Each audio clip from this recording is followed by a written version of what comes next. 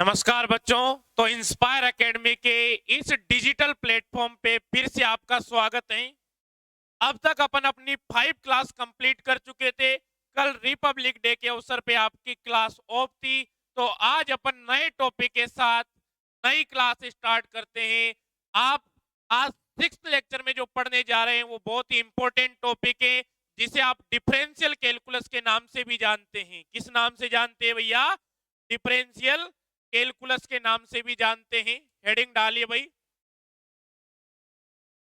जिसे आप differential calculus के नाम से जानते हैं। भाई बहुत ही इंपॉर्टेंट टॉपिक है। पहले अपन डिफरेंशियल कैलकुलस की भूमिका समझेंगे, स्ट्रक्चर समझेंगे, स्ट्रेटजी समझेंगे, किस तरीके से अपन पढ़ने वाले हैं। काफी ग्रेट डिटेल में अपन इसे पढ़ेंगे। बहुत बेसिक से लेके चलेंगे इसको और अच्छे लेवल तक इसको अपन पढ़ेंगे। और प्रीवियस ईयर में आए हुए सभी एग्जाम से रिलेटेड क्वेश्चन अपन यहीं पे सोल्व करेंगे, जिससे अपने को इसकी इंपॉर्टेंस पता लगेगी। ठीक है, तो डिफरेंशियल कैलकुलस में जाहिर सी बात है डिफरेंशिएशन वर्ड आ रहा है, तो सबसे इंपॉर्टेंट किसकी बात होगी? डेरिवेटिव की बात होगी। किसकी बात होगी? डिफरेंशियल कैलकुलस में डेरिवेटिव की बात होगी। सबसे पहले अपन ऑर्डिनरी डेरिवेटिव की बात करेंगे। जो आप ऑर्डिनरी डेरिवेटिव पढ़ते आए हैं, जो नॉर्मल आपने डिफरेंशिएशन पढ़ा है, उसका एक्चुअल मीनिंग क्या होता है पहले वो जानेंगे। फिर जनरलाइज फॉर्म में आप किस प्रकार से डेरिवेटिव को लिखते हैं वो भी जानेंगे। फिर अपन फर्स्ट डेरिवेटिव की बात करेंगे कि अगर आप फर्स्ट डेरिवेटिव लिख रहे हैं तो किस प्रकार से लिखेंगे। सेकंड डेरिवेटिव जब आप लिखेंगे तो आपके कौन कौन से क्वांटिटीज आएंगे, जैसे आपने कुछ नाम सुने होंगे, ग्रेडियंट, डाइवर्जेंस, कर्ल, लाप्लासियन। तो इन सब को अपन यहाँ पे पढ़ने वाले हैं। आज की क्लास में जो अपना मेन एजेंडा रहेगा वो रहेगा कि अपन क्या जाने। सबसे पहले अपन जाने कि ऑर्डिनरी डेरिवेटिव्स क्या होते हैं, फिर अपन ग्रेडियंट के बारे में बात करेंगे, और डाइवर्जेंस और कर्ल हैं उसके बारे में नेक्स्ट क्लास में अपन बात करेंगे। बट एक बार सिस्टम को समझ लेते हैं। सबसे पहले अपन पढ़ेंगे बच्चों ऑर्डिनरी डेरिवेटिव। कौन से डेरिवेटिव भैया? ऑर्डिनरी डेरिवेटिव्स के बारे में पढ़ेंगे। और जो अब तक अपन ऑर्डिनरी डेरिवेटिव्स पढ़ते आए हैं, इनका फिजिकल मीनिंग क्या होता है इसके बारे में पढ़ेंगे। ठीक है, तो बहुत इंपॉर्टेंट टॉपिक है ये भी। फिर इसके बाद जो अपन पढ़ेंगे, फर्स्ट डेरिवेटिव में अगर बात करें तो अपन ग्रेडियंट की बात करेंगे। किसकी बात करेंगे भैया? ग्रेडियंट की बात करेंगे। इसके बाद अपन किसकी बात करेंगे? इसके बाद अपन डाइवर्जेंस की बात करेंगे भैया। काफी इंपॉर्टेंट टॉपिक है डाइवर्जेंस। जो फोर्थ होगी अपनी, वो किसकी बात करेंगे? कर्ल की बात करेंगे।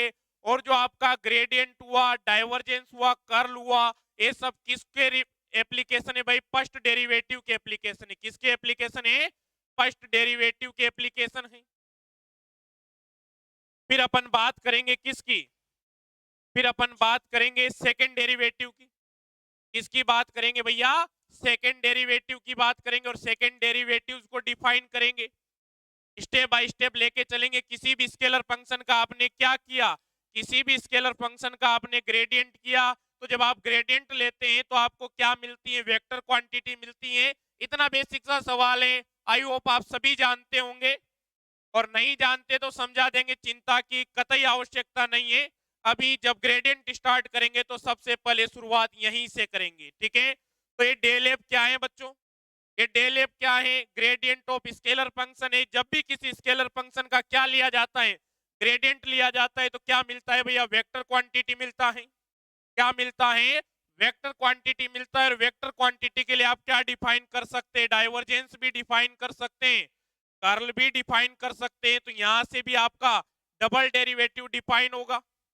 भाई आप divergence of gradient of F लेंगे, जिसे ही आप, यही आपका क्या होता है? लाप्लासियन होता है। यहाँ पे आप क्या लेंगे? कर्ल ऑफ डेल फाई लिखेंगे, ग्रेड फाई लिखेंगे। ये आपकी थ्योरम भी होती है, जिसका वैल्यू हमेशा क्या होता है? जीरो होता है। कर्ल ऑफ ग्रेड फाई हमेशा जीरो होता है। तो ये दो टर्म यहाँ से डिफाइन हुई।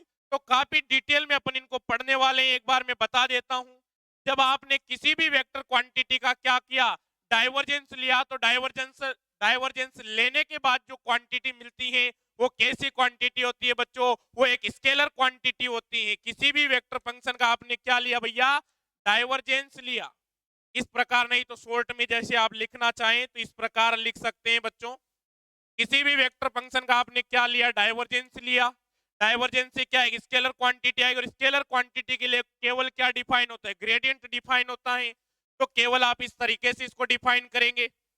अगर अपन बात करते हैं कि किसी क्वांटिटी का आपने कर्ल लिया और जब आप कर्ल लेते हैं किसी भी वेक्टर क्वांटिटी का तो क्या मिलती है? एक नई वेक्टर क्वांटिटी मिलती है। क्या मिलती है भैया? एक नई वेक्टर क्वांटिटी मिलती है। इसके लिए क्या क्या डिफाइन होगा? डाइवर्जेंस भी डिफाइन होगा भाई, और क्या होगा? कर्ल भी डिफाइन होगा। क्या होगा? डाइवर्जेंस भी डिफाइन होगा, कर्ल भी डिफाइन होगा। तो इन सब चीजों के बारे में बात करेंगे। तो लगभग अपने को 2 क्लासेस लगने वाली हैं। लगभग 3 से 4 घंटे का ये प्रोग्राम है। 4 घंटे आप मिनिमम मान के चलिए, इतना समय तो इसमें लगेगा, क्योंकि इससे आए हुए सभी न्यूमेरिकल्स भी अपन यहीं पे साथ के साथ सोल्व करते हुए चलेंगे। ठीक है, तो आइए बच्चों स्टार्ट करते हैं। ठीक है, तो आइए अपन स्टार्ट करते हैं। सबसे पहले ऑर्डिनरी डेरिवेटिव्स। क्या स्टार्ट करने वाले हैं भैया? ऑर्डिनरी डेरिवेटिव्स स्टार्ट करने वाले हैं। तो सबसे पहले आप क्या डालेंगे? हेडिंग डालेंगे भाई। हेडिंग डालिए आप, डिफरेंशियल कैलकुलस। हेडिंग डालिए भाई, 1 minute.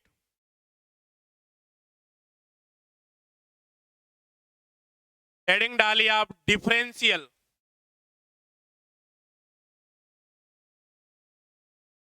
Calculus.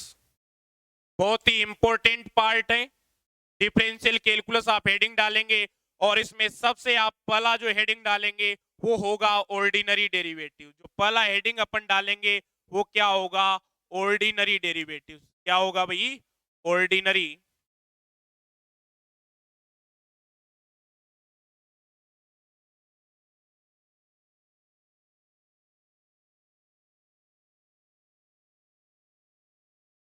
Ordinary derivative.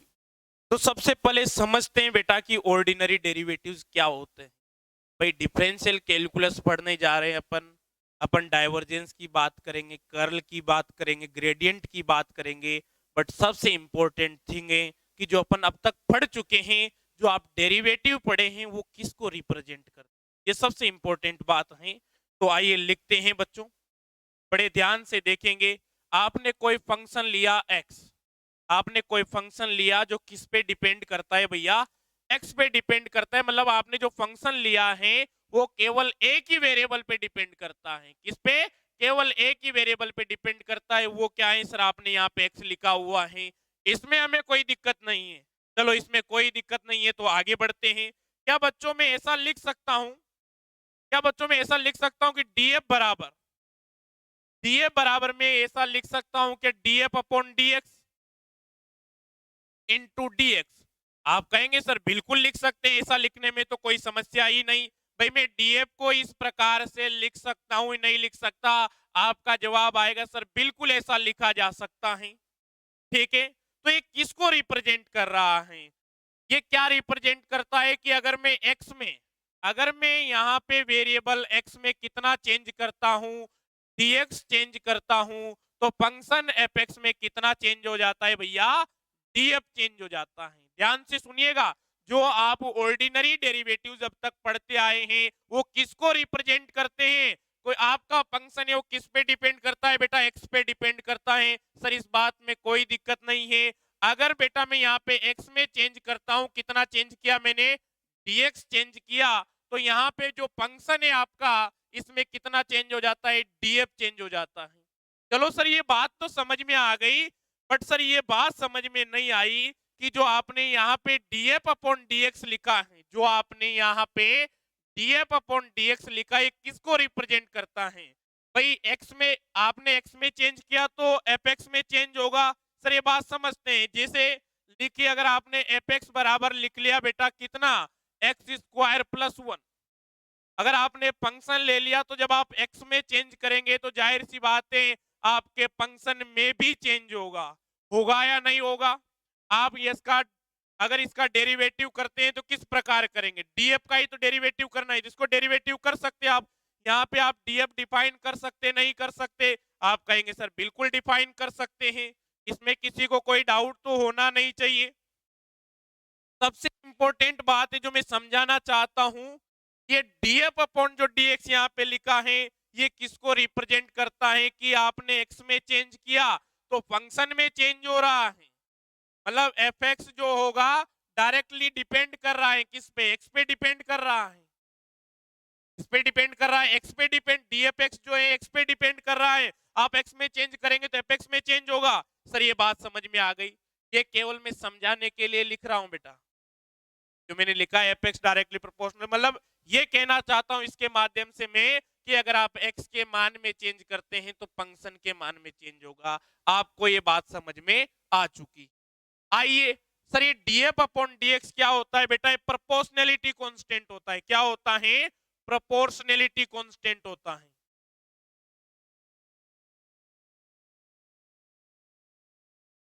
Proportionality constant होता है भाई।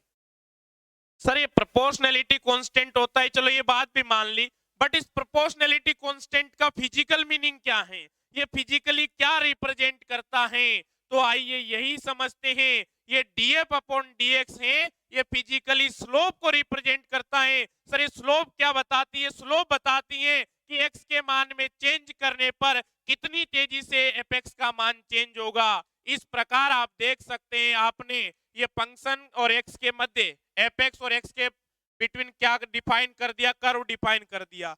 मान लेते हैं आपका कर्व है, तो एक्स के मान में चेंज करने पर आप देख रहे हैं एफ के मान में चेंज हो रहा है। तो एक्स के मान में अगर अपन थोड़ा सा चेंज करते हैं तो फंक्शन के मान में चेंज हो रहा है। कितना चेंज होगा ये कौन डिफाइन करेगा, ये स्लोप डिफाइन करेगी। ये क्या करेगी, ये स्लोप डिफाइन करेगी। अगर आपका ग्राफ ऐसे होता तो इसकी स्लोप ज्यादा है, आपका ग्राफ ऐसे है तो इसकी स्लोप कम है, आपका ग्राफ ऐसे है तो इसकी टेंजेंट की स्लोप ज्यादा है। क्या बढ़ रहा है भाई, स्लोप क्या होती है, बराबर टेन थीटा ही तो लिखते हैं आप, टेन थीटा बराबर डीएफ अपॉन डीएक्स लिखेंगे।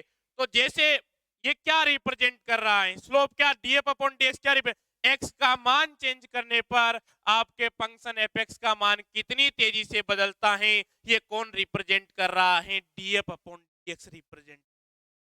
तो बेटा जो हमने यहाँ पे लिखा है, अब इसको क्या कर, जो अपन यहाँ पे समझाएं इसको अपन क्या करेंगे, स्टेप बाय स्टेप लिखेंगे। ठीक है, तो आइए लिखते हैं। ये आपके ऑर्डिनरी डेरिवेटिव्स का मतलब होता है। ठीक है, तो पहला पॉइंट हेडिंग डालेंगे, ऑर्डिनरी डेरिवेटिव, ऑर्डिनरी डेरिवेटिव।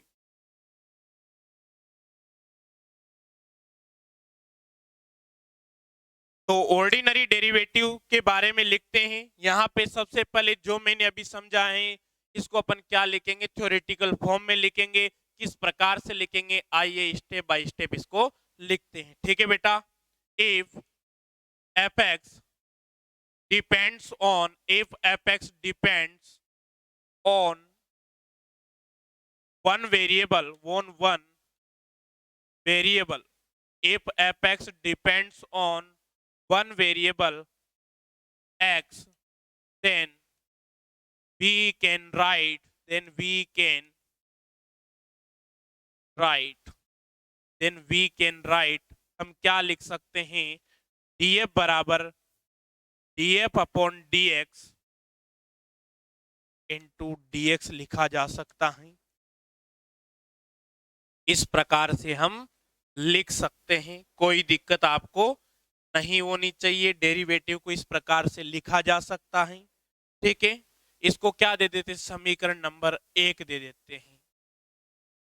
यहां पे लिखेंगे if we change, if we change, if we change the value of x, if we change the value of x, then the function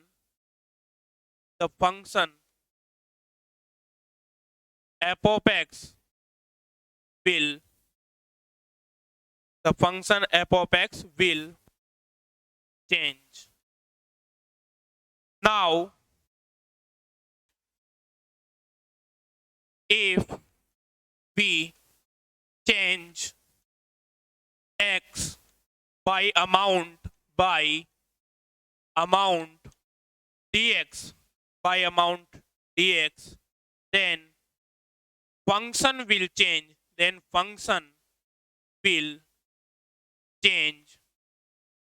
by amount of df. And here, यहाँ df upon dx, and here df upon dx is the proportionality constant,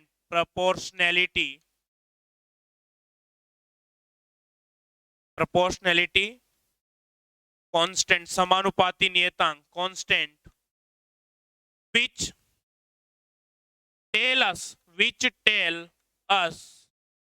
how rapidly, which tell us how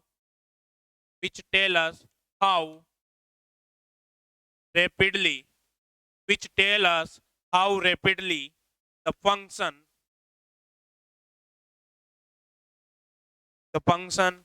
is changed.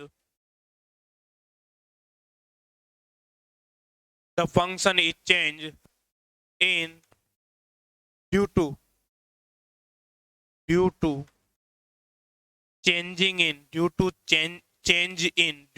change in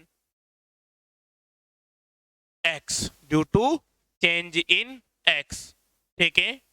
तो clear हो गया होगा, मुझे नहीं लगता। पहले यहां तक लिखेंगे बेटा, आप लिख लीजिए इस थियोरी को, तो यहीं से लिख लीजिए, तुरंत प्रभाव से लिखेंगे, फिर इसके आगे का पढ़ेंगे, ठीक है। तो तुरंत प्रभाव से लिख लीजिए।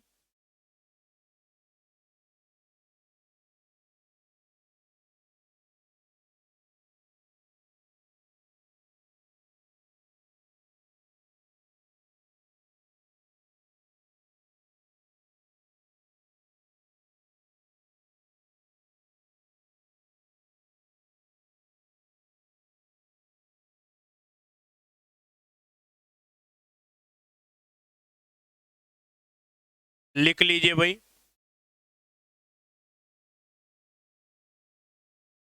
तो हिंदी मीडियम वालों के लिए एक बार मैं इसको हिंदी में भी समझा देता हूँ क्या लिखा है मैंने इंग्लिश में। और हिंदी मीडियम वाले छात्रों से मेरा विशेष निवेदन है, बच्चों इंग्लिश से घबराइए नहीं। इंग्लिश इतना बड़ा हर्डल नहीं है आपकी पढ़ाई के लिए जितना आप इसे डरते हैं। आराम से सीखे, बहुत आसान है, आपका काम है फिजिक्स सीखना, जो आपकी इंग्लिश से क्या है, जस्ट लैंग्वेज, ठीक है। तो इसको इतना बड़ा हर्डल न माने, इतनी बड़ी टेंशन न माने। अगर आप 10-5 दिन लगातार मेरे साथ प्रैक्टिस करेंगे तो सभी टर्म्स जो इसमें काम आते सीख जाएंगे। तो इंग्लिश का ज्यादा फीवर ना चढ़ाए। यदि अपन किस में चेंज करते हैं भैया, एक्स में चेंज करते हैं, तो जो आपका फलन है एपेक्स वो भी चेंज होगा।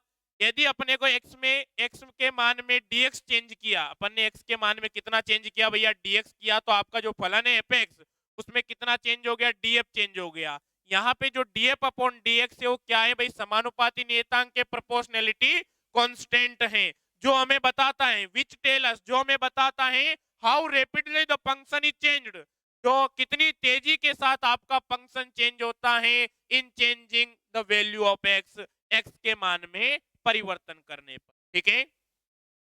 तो इसका ज्योमेट्रिकल मीनिंग क्या है, आइए लिखते हैं ज्योमेट्रिकल मीनिंग।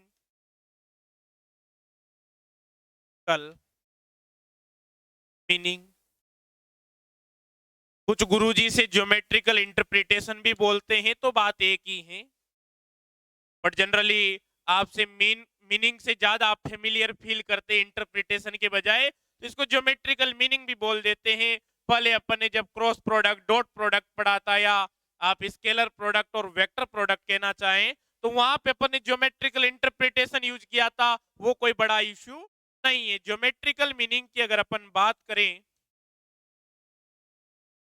तो आपने फंक्शन बना लिया एफ, ये आपका एक्स बना लिया, ये आपका क्या हो गया फंक्शन। आपने आपने एक कर्व ड्रॉ कर लिया किस किस के बीच, फंक्शन वर्सेस एक्स के बीच में। देन ये आपका क्या हो जाएगा, इस पे स्लोप हो गया, ये स्लोप तो यहां पे लिख दीजिए df upon dx, df upon dx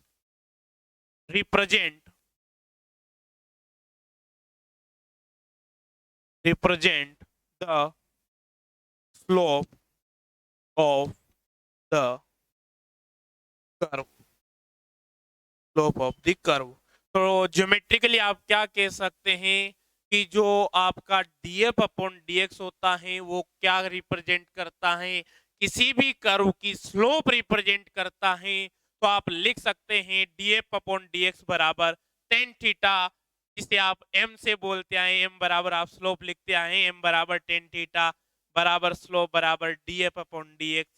ये सब आप जानते हैं, फिर भी मैंने इसलिए पढ़ा क्योंकि डिफरेंशियल कैलकुलस अपन पढ़ रहे हैं, तो जो चीज एक बार अपन जानते हैं उनको दोहरा लेना चाहिए, जिससे आगे की चीजें समझने में आपको आसानी रहे। ठीक है बेटा, अपन जो ग्रेडियंट पढ़ते हैं, जो अपन डाइवर्जेंस पढ़ते हैं, जो अपन कर्ल पढ़ते हैं, इनमें नया कुछ भी नहीं है। बात किसकी करते हैं, डेरिवेटिव की ही करते हैं। किसकी बात करते हैं, डेरिवेटिव की ही करते हैं। बट स्टैंडर्ड बढ़ जाता है, उनको लिखने का तरीका बदल जाता है।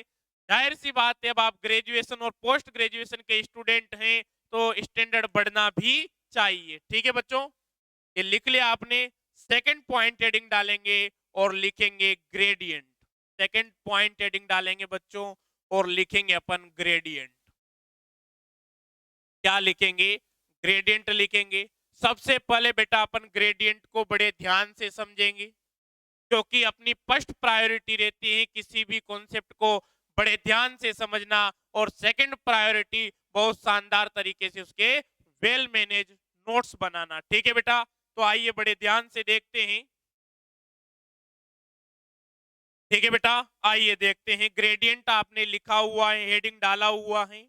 तो बच्चों जो ग्रेडियंट डिफाइन होता है वो किसके लिए डिफाइन होता है, स्केलर क्वांटिटीज के लिए डिफाइन होता है। किसके लिए डिफाइन होता है बेटा, स्केलर क्वांटिटीज के लिए डिफाइन होता है। इसके अपन ज्योमेट्रिकल मीनिंग की भी बात करेंगे कि ज्योमेट्रिकली जो आपका ग्रेडियंट होता है ये किसको रिप्रेजेंट करता है, इसके क्या क्या एप्लीकेशन है, किस तरीके से अपन इसका यूज कर सकते हैं, किस तरीके से यहाँ पर वेरियस कॉम्पिटिटिव एग्जाम में क्वेश्चन पूछे गए हैं, चाहे वो CSIR नेट हो, चाहे वो IIT JM हो, चाहे वो TIFR हो, चाहे वो जेस्ट हो, चाहे वो गेट का एग्जाम हो।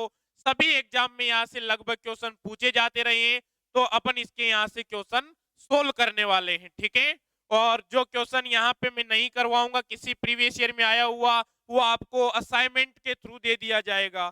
तो आपको चिंता करने की बिल्कुल भी आवश्यकता नहीं है। क्या नहीं है, चिंता करने की बिल्कुल भी आवश्यकता नहीं है। केवल आप एक काम कीजिए, लगातार पढ़ाई कीजिए, कंटिन्यूअसली पढ़ाई करें, वीडियो को प्रॉपरली देखें, और आपको अच्छा लगता है या बुरा लगता है, जैसा भी आपको लगता है कमेंट करके फीडबैक जरूर दें। और बच्चों इस वीडियो को, लेक्चर को शेयर जरूर करें। शेयर करने से बाकी वो बच्चे भी सीख पाएंगे जो अभी अपनी क्लास से वंचित हैं। अगर आपको अच्छा लगता है वीडियो तो आपको रिकमेंड करना चाहिए अपने दोस्तों को। अगर अपने को क्लास मिल रही है, यहाँ पे सीखने का मिल रहा है, अगर अपन वेक्टर कैलकुलस सीख पा रहे हैं तो अच्छी बात है, 2-4 बच्चे और सीखने चाहिए, ये आपके अंदर भावना होनी चाहिए। तो ये मेरी आपसे रिक्वेस्ट है, जरूर शेयर किया करें। ठीक है, तो ग्रेडियंट की बात करते हैं बच्चों। अपन क्या करते हैं कि स्केलर फंक्शन ले लेते हैं। क्या ले लेते हैं बेटा, एक स्केलर फंक्शन ले लेते हैं। मान लेते हो स्केलर फंक्शन क्या है, टी है, जो किस पे डिपेंड करता है, x comma y comma z पर डिपेंड करता है। किस पे डिपेंड करता है, जो आपका स्केलर फंक्शन है बेटा वो एक्स कोमा वाई कोमा और जेड पर डिपेंड करता है। 3 वेरिएबल है, 3 डायमेंशन पे डिपेंड कर रहा है। ठीक है, कोई दिक्कत नहीं है। आपको टोटल पार्शियल डेरिवेटिव लिखना तो आता ही है, तो आप dt अगर लिखेंगे तो dt को किस प्रकार से लिखा जाता है कोई भी फंक्शन जब 3 वेरिएबल पर डिपेंड करता है और आप उसमें चेंज को लिखना चाहते हैं तो इस प्रकार से लिखा जाता है। कुछ बच्चे अगर ऐसा लिखना नहीं जानते हैं तो सीख लीजिए भैया। भाई बहुत सी बार क्या होता है, सर हमें तो नहीं आता, तो अब बता दिया, अब सीख लीजिए। अब भविष्य में भूलने नहीं चाहिए। भविष्य में अगर ऐसा कोई भी कॉन्सेप्ट आता है तो आपको आना चाहिए।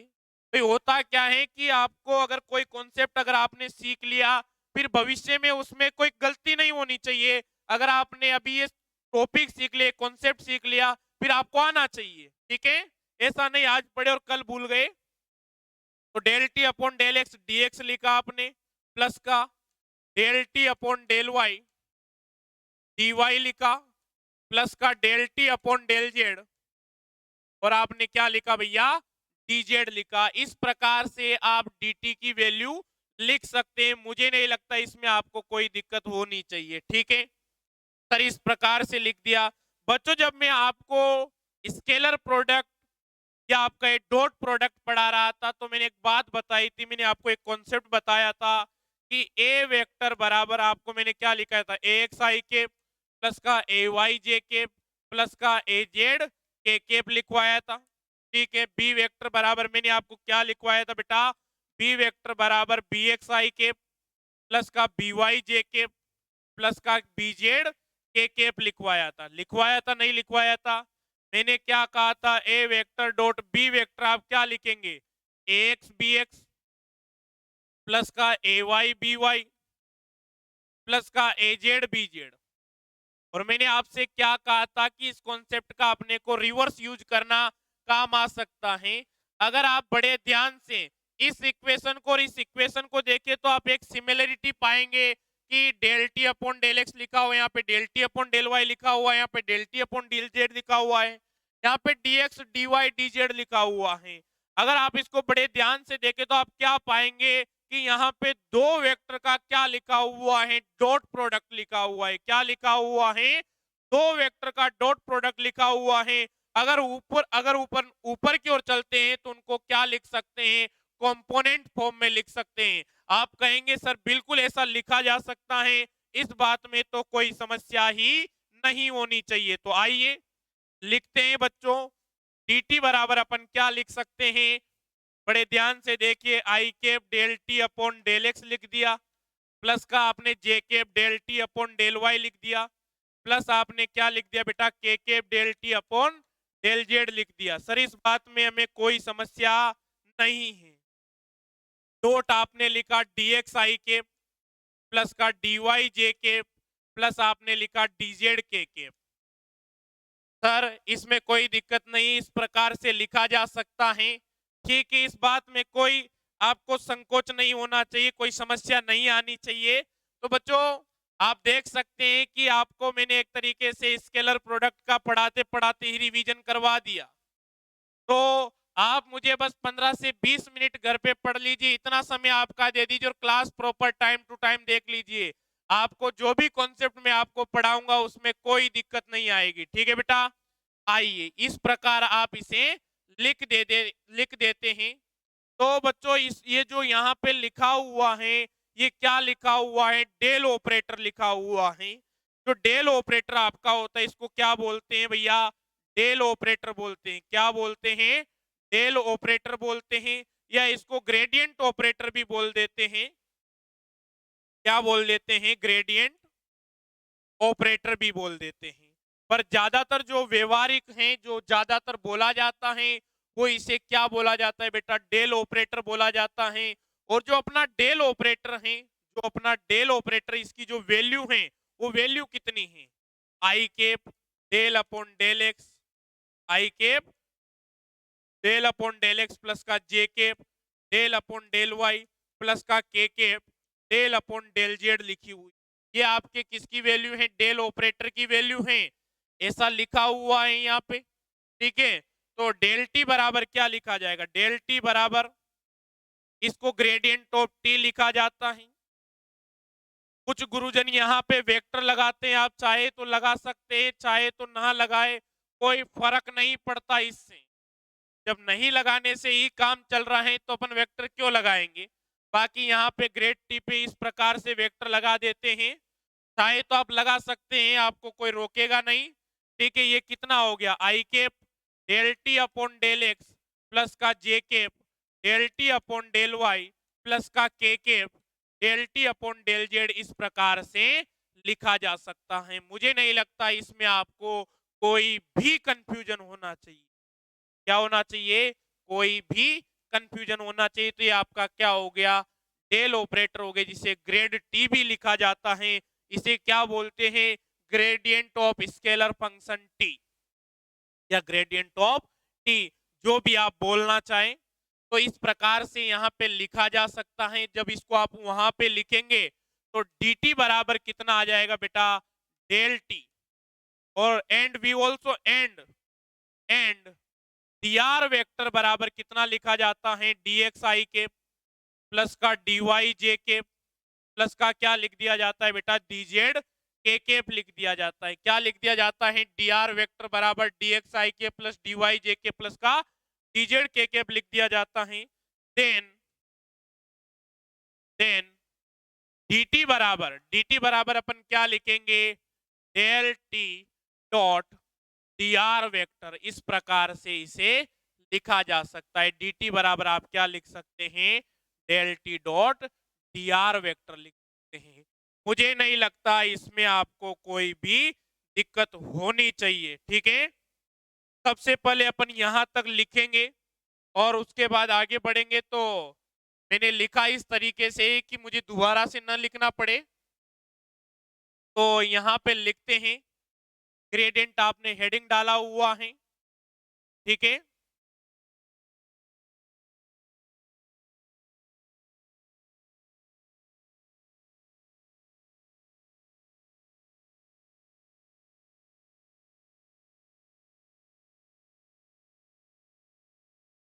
ठीक है, तो ग्रेडियंट आपने हेडिंग डाला हुआ है, let a scalar function,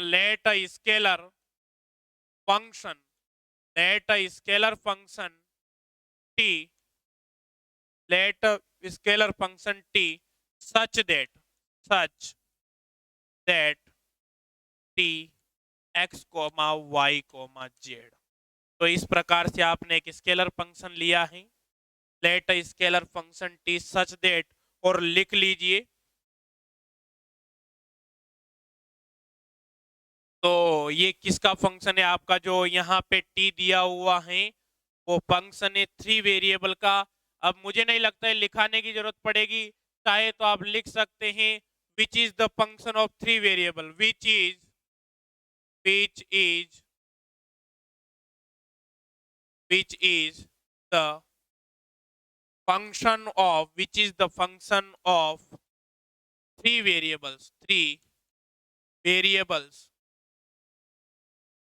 of x comma y comma z, which is the function of three variable x comma y comma z।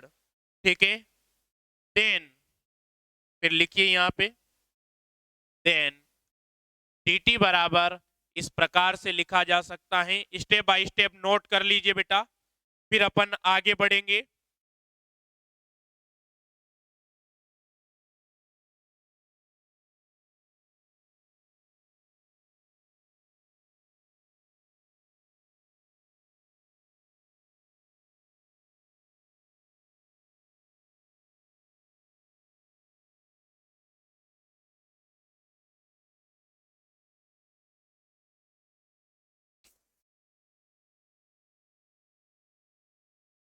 इसको आप समीकरण नंबर 1 दे दीजिए।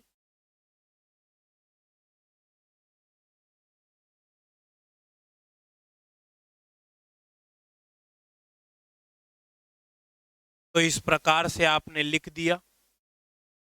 अब यहाँ लिखने की जरूरत तो नहीं पड़ेगी बेटा कि कैसा लिखा है। यहाँ पे आपने स्केलर प्रोडक्ट का प्रॉपर्टी का यूज करके इसको इस स्टेप से इस स्टेप पे आप आ गए। लिख लीजिए तुरंत प्रभाव से, डेल ऑपरेटर, ग्रेडियंट ऑपरेटर भी आप इसे बोल सकते हैं।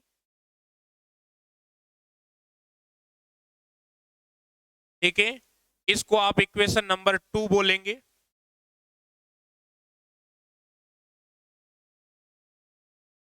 और ये आपका क्या हो जाएगा, इक्वेशन नंबर 3 हो जाएगा। ठीक है, नोट कर लीजिए भाई।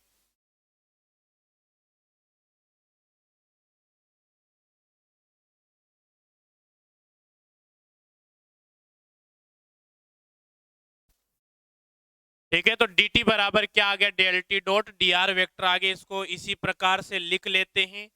यहाँ पे अपन लिखेंगे, क्या लिखेंगे, there there gradient of t, there gradient of t, bracket में लिखेंगे del t is a vector quantity, is a vector quantity. क्या है भैया, यहाँ पे जो डेल टी है वो क्या है, वेक्टर क्वांटिटी। आप यहाँ से देख सकते हैं, आपने क्या किया, डेल टी कैलकुलेट किया, तो आप इक्वेशन 2 से क्या देख सकते हैं, डेल टी बराबर ग्रेड टी लिखा है, और ये क्या है, वेक्टर फॉर्म में लिखा गया है। किस में लिखा गया है, वेक्टर फॉर्म में लिखा गया है। ठीक है, तो लिख लीजिए इसे तुरंत प्रभाव से, जल्दी से लिख लेंगे, कलम तेज चलनी चाहिए बच्चों।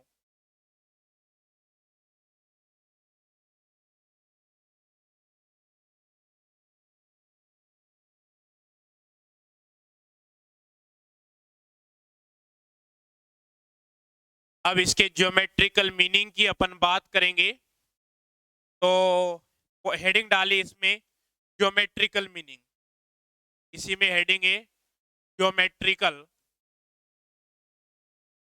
मीनिंग। तो ज्योमेट्रिकल मीनिंग की बात करेंगे बच्चों, क्या कहता है इसका geometrical meaning.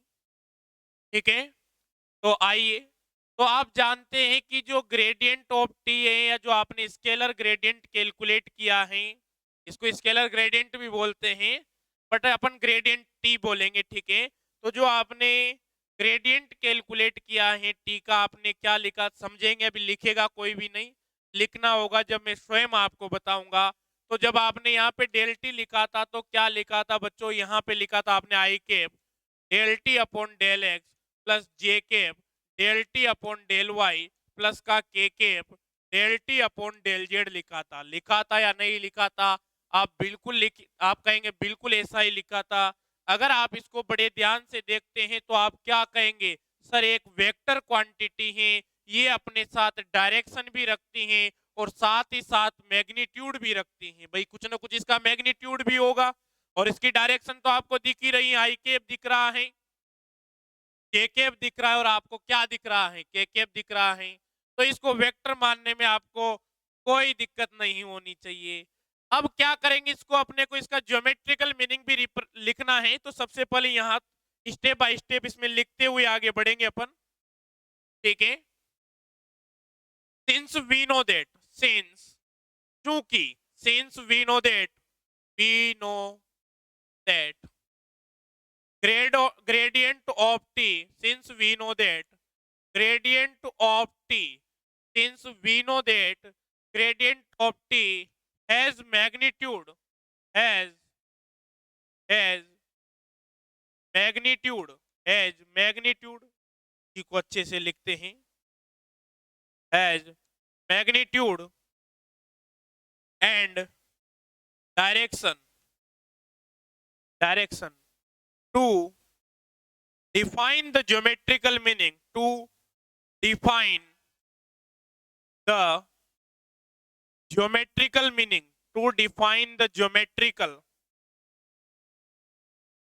meaning, to define the geometrical meaning, we have to rewrite, we have to rewrite, अपने को दोबारा लिखना पड़ेगा। भाई क्या दोबारा से लिखना पड़ेगा बच्चों, तो बड़े ध्यान से देखिए, अपने को क्या दोबारा से लिखना पड़ेगा।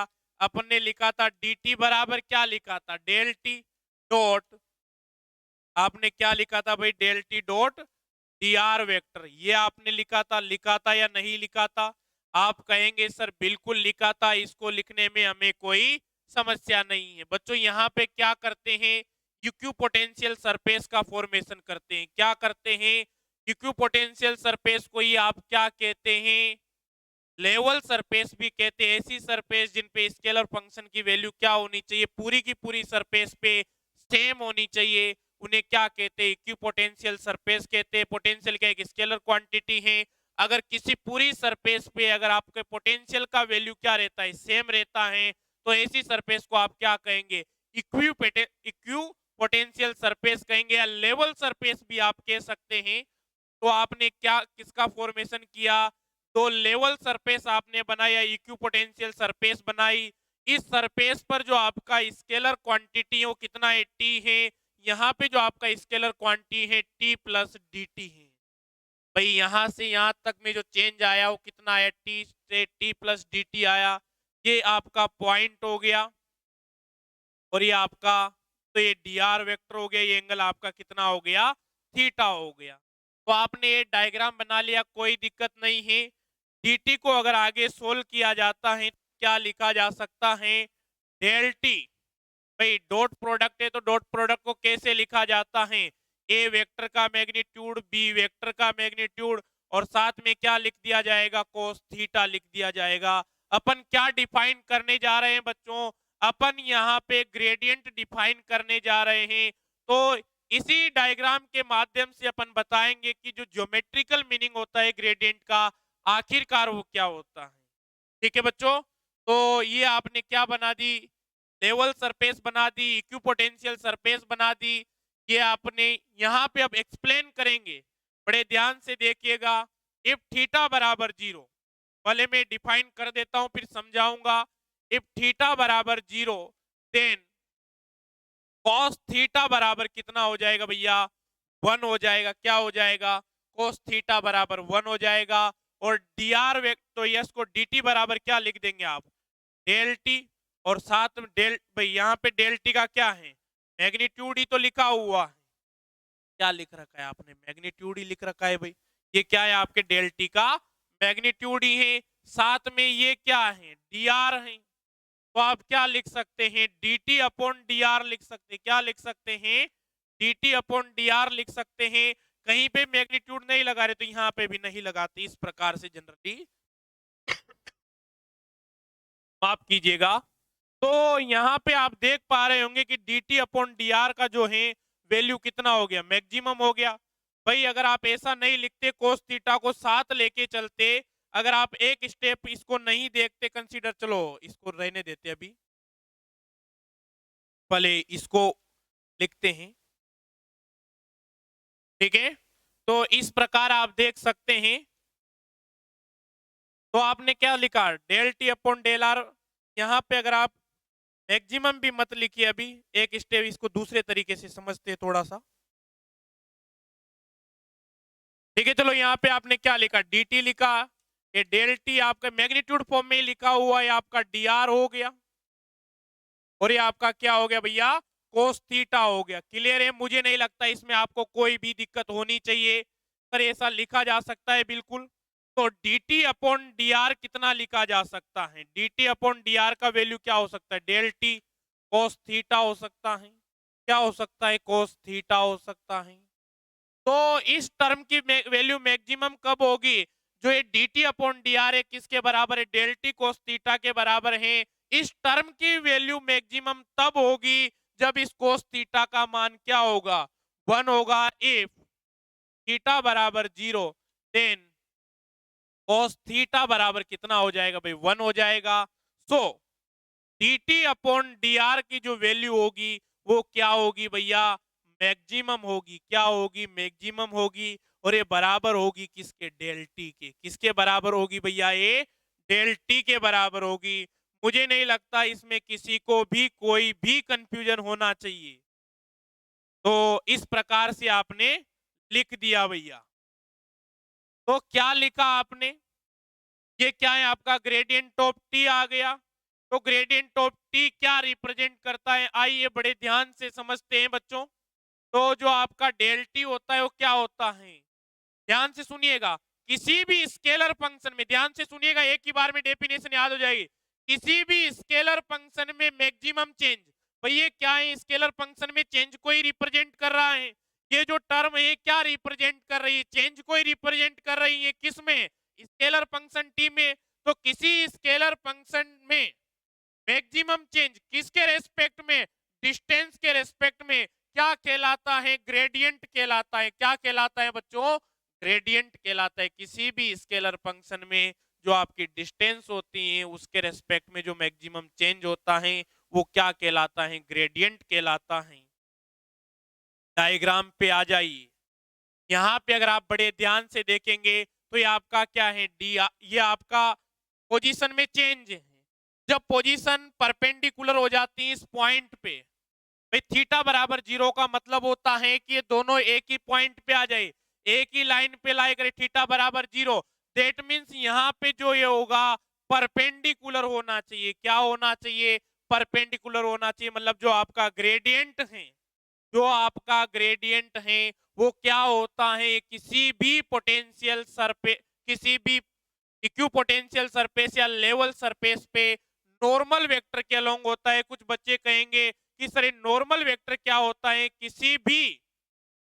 किसी भी पॉइंट पे अगर आप टेंजेंट डाल दे, उस टेंजेंट से जो परपेंडिकुलर वेक्टर होता है उसे आप क्या कहते हैं?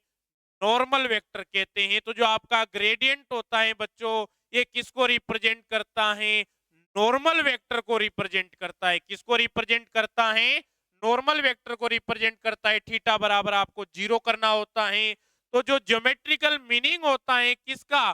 ग्रेडियंट का, वो क्या होता है? किसी भी स्केलर क्वांटिटी में डिस्टेंस के रेस्पेक्ट में मैक्सिमम चेंज क्या कहलाता है?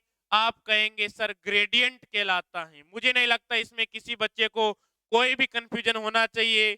आइए लिखते हैं इसे। तो यहां तक आपने लिख लिया था। बनाइए डायग्राम और लिखना प्रारंभ कीजिए।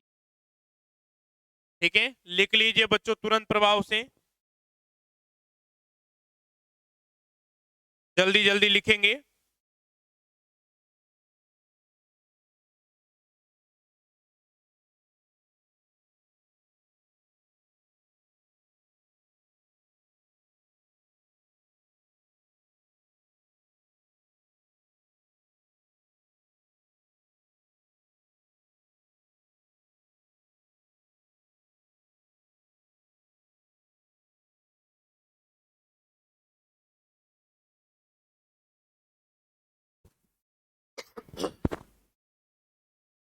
लिख लीजिए बेटा।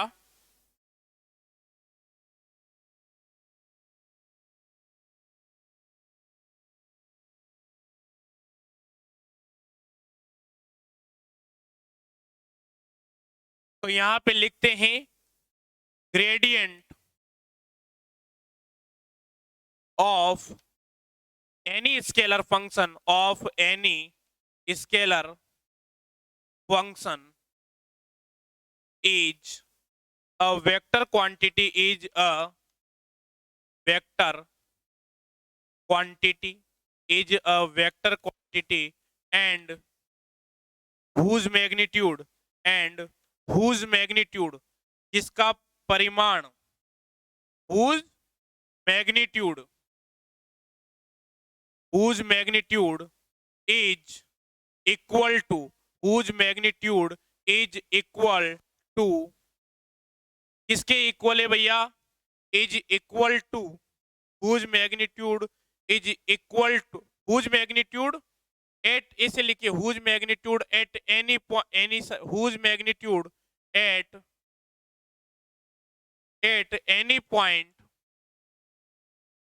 p x comma y comma z, at any point p x comma y comma z of level surface, of level surface, या आप ब्रैकेट में लिख लीजिए इक्यू पोटेंशियल सरफेस, जिससे आप परिचित हैं। Equipotential surface is equal to whose magnitude at any point P x comma z of level surface या equipotential surface is equal to, is equal to the maximum rate of change, maximum is equal to the maximum rate of change, maximum rate of change, the which is equal to the maximum rate of change in scalar function, in scalar function जैसा मैं लिखवा रहा हूं बच्चों बिल्कुल वैसा ही लिखिए। मैं प्रत्येक पॉइंट को बहुत डिटेल में लिखवा रहा हूं, आप भी ऐसे ही लिखते जाइए, तब जाके आपके कॉन्सेप्ट स्ट्रोंग होंगे। और जब कॉन्सेप्ट बनते हैं तब जाके न्यूमेरिकल सोल्व होते हैं। अगर आपको आगे जाना है तो आपको थ्योरेटिकल नॉलेज भी उतनी होनी चाहिए जितनी आपको न्यूमेरिकल नॉलेज। फिजिक्स पढ़ने का मतलब केवल एग्जाम क्रैक करना नहीं है, एग्जाम क्रैक करने के बाद भी आप आगे बहुत कुछ कर सके, ये होता है किसी भी एग्जाम को क्रैक करने का मतलब। वर्तमान समय में क्या होता है कि आप कॉन्सेप्ट पे ध्यान मत दीजिए, आप क्या कीजिए, आप कॉन्सेप्ट पे ध्यान मत दीजिए, आप केवल क्वेश्चन करने पे ध्यान दीजिए। बट अपनी थियरी अलग है, अपनी थियरी दूसरों से अलग है, अपना एक ही कॉन्सेप्ट है। पहले आप डिटेल में कॉन्सेप्ट को पढ़िए, समझिए, फिर उससे खूब सारे न्यूमेरिकल कीजिए। अपने को क्वेश्चन भी बढ़िया आने चाहिए और कॉन्सेप्ट भी बढ़िया आने चाहिए। ऐसा नहीं कि अपने को न्यूमेरिकल्स आते हैं, टॉपिक के बारे में पूछा जाए कि हम नहीं कर सकते, आप न्यूमेरिकल दे दीजिए हम कर देंगे। तो फिजिक्स का मतलब केवल न्यूमेरिकल सोल्व करना नहीं होता है, आपको फिजिक्स आनी चाहिए एक्चुअल में, ये आपका मतलब होता है, ठीक है। तो इस प्रकार से आपने लिख दिया rate of change in scalar function with respect to distance, with respect to the distance, with respect to the distance and the direction and the direction of gradient and the direction of gradient and the direction of gradient is along is along is along to the direction is along to the। तो पहले यहां तक लिखिए क्योंकि slide over हो चुकी है, next slide पे अपने को जाना पड़ेगा। पहले यहां तक लिख लीजिए बच्चों, फिर अपन आगे बढ़ेंगे और इसके एप्लीकेशन के बारे में बात करेंगे।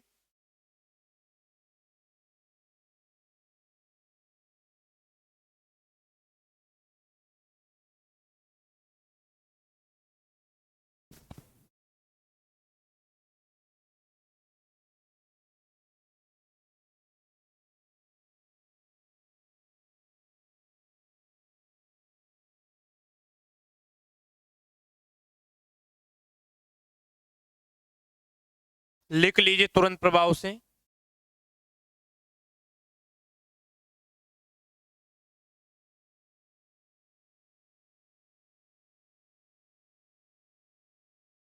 ऊपर से लिखना है सर, तो आइए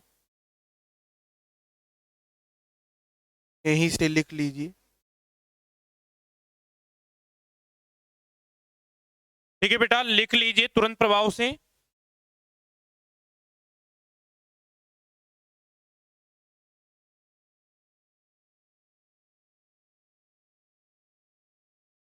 ठीक है, फिर नेक्स्ट स्लाइड का चूज करेंगे। तो and the direction of gradient is along to the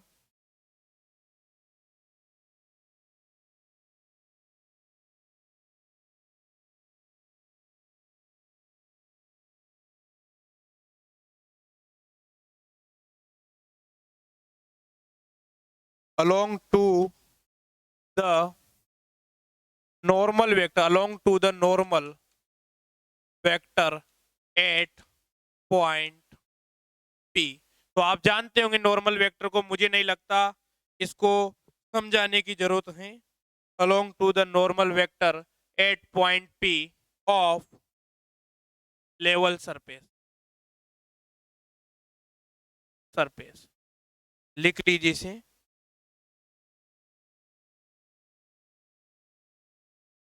तो लिख लिया होगा बच्चों आपने, ठीक है। यहाँ पे इसको सरफेस ई कर लीजिए।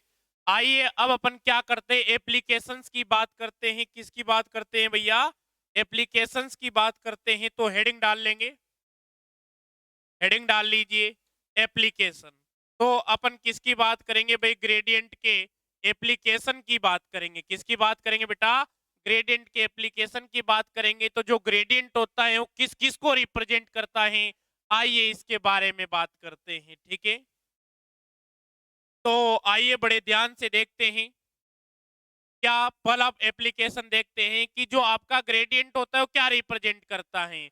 अब आपने देखा था कि जो ग्रेडियंट की डायरेक्शन होती है वो किसी भी लेवल सरफेस के पॉइंट पे क्या होती है, नॉर्मल वेक्टर के अलोंग होती हैं। तो एक तरीके से आप क्या कह सकते हैं कि जो आपका ग्रेडियंट होता है किसको रिप्रेजेंट करता है, ये नॉर्मल को रिप्रेजेंट करता है। किसको रिप्रेजेंट करता है, नॉर्मल वेक्टर को रिप्रेजेंट करता है। The gradient of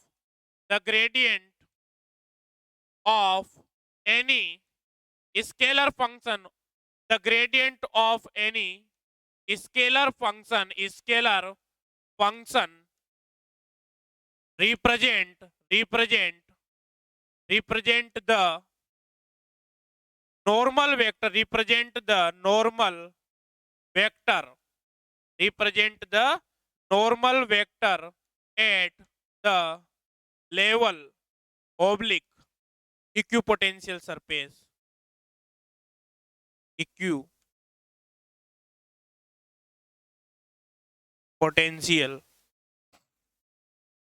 surface.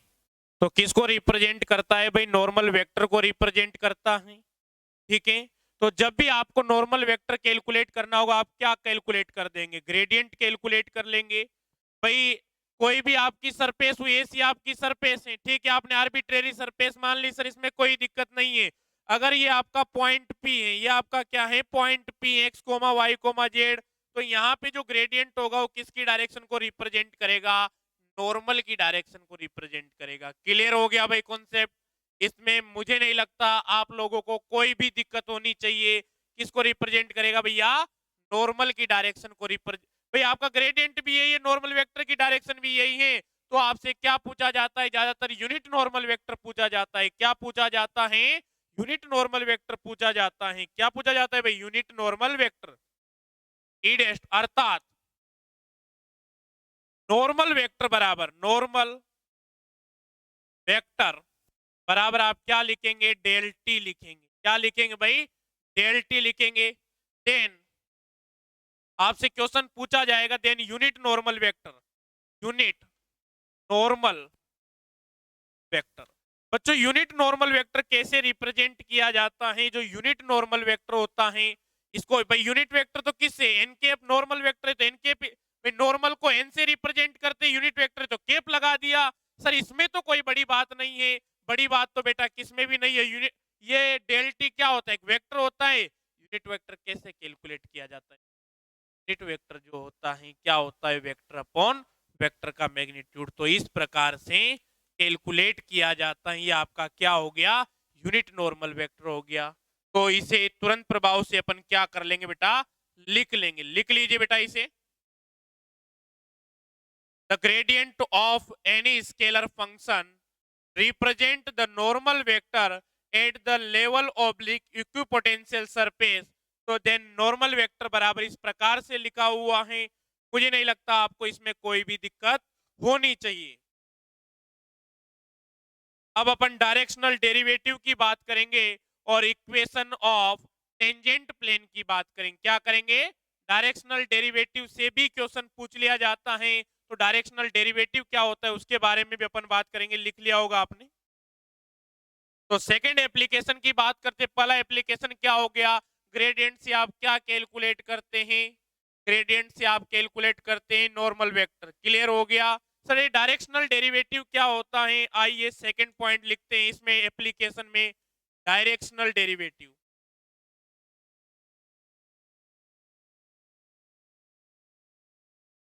Derivative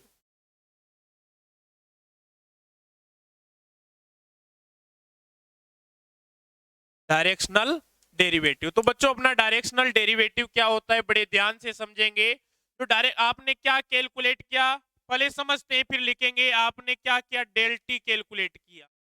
अब डेल टी का किसी डायरेक्शन, किसी जैसे ए वेक्टर है तो ए वेक्टर के अलोंग क्या लेना है, प्रोजेक्शन लेना है।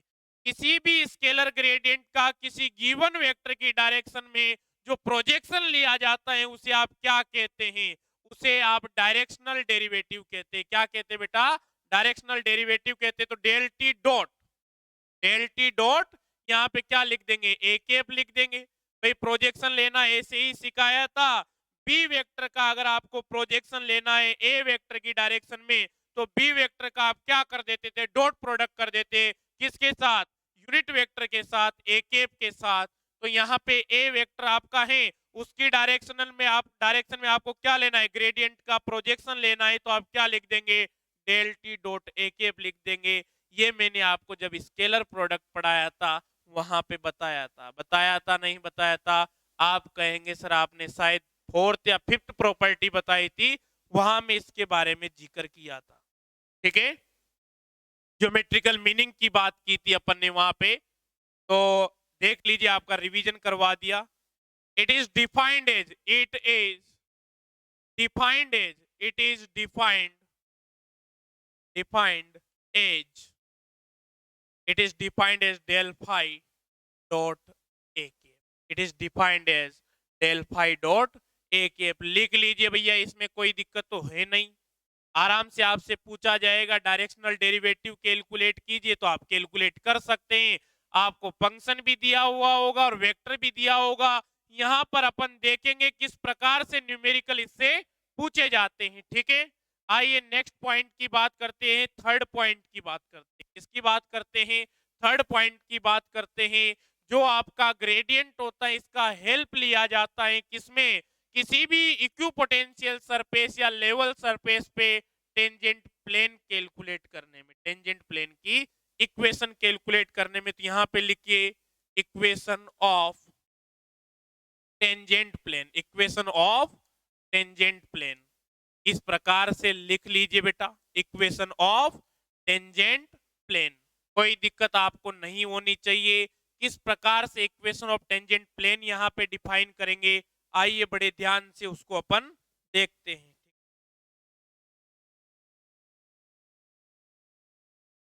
ठीक है, तो इक्वेशन ऑफ टेंजेंट प्लेन की बात करते हैं, तो यहाँ पे क्या करते हैं, ये एक आपकी, एक मिनट, ये आपकी क्या हो गई भाई, लेवल सरफेस हो गई। ये आपकी क्या हो गई, लेवल सरफेस हो गई। ये आपका क्या हो गया, पॉइंट पी हो गया।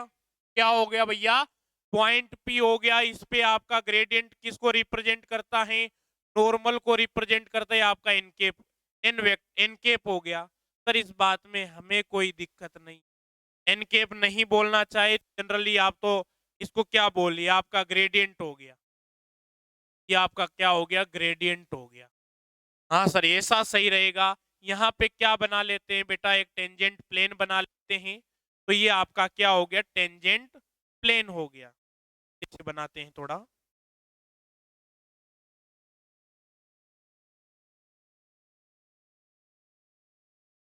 तो ये ऐसी कोई सरफेस है, इसके ऊपर ये टेंजेंट प्लेन इस प्रकार से, भाई ऐसी कोई सरफेस है। ठीक है, कोई दिक्कत नहीं है। इस पे इस प्रकार का जो प्लेन होगा वो क्या होगा, टेंजेंट प्लेन कहलाएगा। तो इस टेंजेंट प्लेन की आपको इक्वेशन कैलकुलेट करनी है।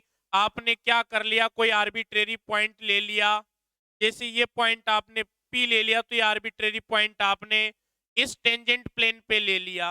और वो क्या ले लिया, क्यू ले लिया, जिसके कोऑर्डिनेट क्या है, x comma y comma z, capital में है, मतलब वेरिएबल है, वेरी कर सकते हैं। आपका जो पॉइंट पी इसके coordinate x comma y comma z है, स्मॉल जेड बना दीजिए यहाँ पे। देखिए इस प्रकार से, या x1 y1 z1 भी लिख सकते हैं, जैसा भी आप लिखे आप कंफर्टेबल हो वैसा आप लिख सकते हैं। मैंने स्मॉल और कैपिटल लेटर से डिफरेंशिएट कर दिया। आप चाहें नहीं हम तो x1 y1 z1 लिखेंगे, तो आप लिख सकते हैं स्वतंत्र देश के स्वतंत्र नागरिक हैं। ठीक है बेटा, ये आपने क्या लिख दिया, डेल फाई लिख दिया। तो आप जानते हैं कि किन्हीं भी दो पॉइंट को जो मिलाने वाला वेक्टर होता है, ये पॉइंट पे पी क्यू वेक्टर आप किस प्रकार से लिखेंगे, आप लिखेंगे x minus small x i के plus y minus small y j के plus z minus small z के। मैंने एक क्या बना दिया भाई, जनरलाइज वेक्टर बना दिया। क्या बना दिया बेटा, मैंने एक जनरलाइज वेक्टर बना दिया। आप कहेंगे सर बिल्कुल बना दिया, हम आपकी बात से सहमत हैं। ये क्या है सर, ये डेल फाई है, जो क्या है इस टेंजेंट प्लेन से परपेंडिकुलर है। ये भी क्लियर है सर, इस बात में भी कोई दिक्कत नहीं है। बच्चों मैंने जब आपको स्केलर प्रोडक्ट पढ़ाया था, डॉट प्रोडक्ट पढ़ाया था, मैंने एक चीज पढ़ाई थी सर, क्या पढ़ाई थी, एक बार रिवाइज करवा दीजिए। तो रिवाइज करवा देते हैं। मैंने क्या कहा था कि दो जो परपेंडिकुलर वेक्टर होते हैं, अगर ए वेक्टर और बी वेक्टर क्या है, परपेंडिकुलर हैं, तो जो उनका डॉट प्रोडक्ट होता है, डॉट प्रोडक्ट में कोस आता है, कोस 90 कितना हो जाएगा, 0 हो जाएगा। हाँ सर, आपने ऐसा बताया तो था। तो मैं क्या ऐसा लिख सकता हूं, डेल पाई, इसको मैं क्या बोल देता हूँ, आर वेक्टर बोल देता हूँ। तो del Pie dot are vector बराबर में 0 लिख सकता हूँ। आप कहेंगे बिल्कुल सर आप ऐसा लिख सकते हैं, इसमें कोई दिक्कत नहीं है। इसको मैं अगर लिखूं तो del phi upon del x लिख सकता हूं, बिल्कुल ऐसा लिखा जा सकता है। Del phi upon del y लिखा जा सकता है, plus k cap del phi upon del z लिखा जा सकता है। बिल्कुल इसमें आपको कोई दिक्कत नहीं होनी चाहिए। ये आपका डॉट हो गया। और आपको क्या लिखना है, आर वेक्टर की वैल्यू लिखनी है। तो आप आर वेक्टर किस प्रकार लिखेंगे, आप लिखेंगे कैपिटल एक्स माइनस का स्मॉल एक्स, आई के प्लस का कैपिटल वाई माइनस का स्मॉल वाई, के प्लस का कैपिटल जेड माइनस का स्मॉल जेड, के और ये ब्रैकेट आपने क्या कर दिया भैया, क्लोज कर दिया। आप इस प्रकार से लिख सकते हैं, इसमें आपको कोई भी कंफ्यूजन नहीं होना चाहिए। ठीक है, और ये किसके बराबर है बेटा, 0 के बराबर है। ठीक है, तो यहां से आप क्या कहेंगे, capital x minus small x del phi upon del x लिखा। यहाँ पे आपने क्या लिखा, कैपिटल वाई माइनस का small y del phi upon del y लिखा। यहाँ पे आपने क्या लिखा भैया, कैपिटल जेड माइनस का small z del phi upon क्या लिखा, यहाँ पे डेल वाई आएगा बच्चों। यहाँ पे क्या है, डेल वाई है, तो यहाँ पे डेल वाई आएगा। और यहाँ पे del phi upon del z आ गया बराबर 0 आ गया। जो आपको ये इक्वेशन दिखाई दे रही हैं बच्चों, ये क्या होती हैं, ये टेंजेंट प्लेन की इक्वेशन होती हैं। लगा दीजिए बेटा एमटीआर, क्या लगा दीजिए, एमटीआर लगा दीजिए। ठीक है, और इसको नोट करते हैं। आइए,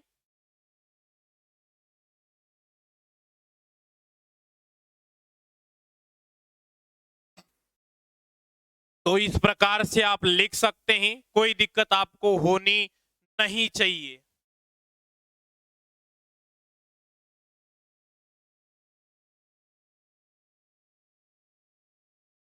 तो इक्वेशन ऑफ टेंजेंट प्लेन आपने कैलकुलेट कर लिया। इसके बाद इससे रिलेटेड न्यूमेरिकल्स करेंगे। बहुत ही शानदार शानदार न्यूमेरिकल आए हुए हैं इस टॉपिक से, ग्रेडियंट से। जल्दी से इसे नोट कर लीजिए। तो अपन ने 28 न्यूमेरिकल्स अब तक कर लिए थे। आइए अब संख्या को आगे बढ़ाते हैं। ठीक है, तो लिख लिया होगा बच्चों आपने। आइए क्वेश्चंस करते हैं। क्वेश्चन नंबर 29 आपकी स्क्रीन पे आपको दिखाई दे रहा होगा। ठीक है, इफ u बराबर x plus y plus z दिया हुआ है, क्या दिया हुआ है भैया, u बराबर x plus y plus z दिया हुआ है सर, कोई दिक्कत नहीं है। आपको फिर क्या दिया हुआ है, v बराबर, आपको v बराबर x square plus y square plus z square दिया हुआ है। इसमें भी कोई दिक्कत नहीं है। जेड बराबर क्या दिया हुआ है, वाई जेड प्लस का जेड एक्स प्लस का एक्स वाई। तो ये आपको यू वी और डब्ल्यू दिया हुआ है। आपसे क्या पूछा है, then calculate the gradient of, आपको क्या कैलकुलेट करना है, आपको स्केलर ट्रिपल प्रोडक्ट कैलकुलेट करना है। क्या कैलकुलेट करना है भाई, यहाँ पे बड़े ब्रैकेट में लिखा हुआ है, और बड़े ब्रैकेट में क्या लिखा जाता है, स्केलर ट्रिपल प्रोडक्ट ही लिखा जाता है। आप कहेंगे सर बिल्कुल लिखा जाता है। तो आपको पहले ग्रेड यू कैलकुलेट करना है, आपको ग्रेडियंट ऑफ वी कैलकुलेट करना है बेटा, और आप ग्रेडियंट ऑफ डब्ल्यू कैलकुलेट करना है। जैसे ही आप किन्हीं स्केलर, ये क्या दी हुई है आपको, स्केलर फंक्शन दिए हुए हैं। जब इन स्केलर फंक्शन का क्या करेंगे बेटा, अपन ग्रेडियंट लेंगे। जब आप ग्रेडियंट लेंगे तो क्या पाएंगे, जब आप ग्रेडियंट लेंगे तो पाएंगे कि सर एक वेक्टर क्वांटिटी आएगी। और जब तीन वेक्टर आपके पास मिल गए, gradient of u, gradient of v और ग्रेडियंट ऑफ डब्ल्यू के रूप में, तो सर स्केलर ट्रिपल प्रोडक्ट तो हम बड़ी आसानी से कैलकुलेट कर सकते हैं। ठीक है, तो u बराबर क्या है, तो इसको आप 1 मिनट स्क्रीन पोज कीजिए, मैं हट जाता हूं। आप स्क्रीन पोज कीजिए, स्क्रीनशॉट ले लीजिए। ठीक है, अब आप इसे सोल्व करेंगे। क्या करेंगे भाई, आप इसे सोल्व करेंगे।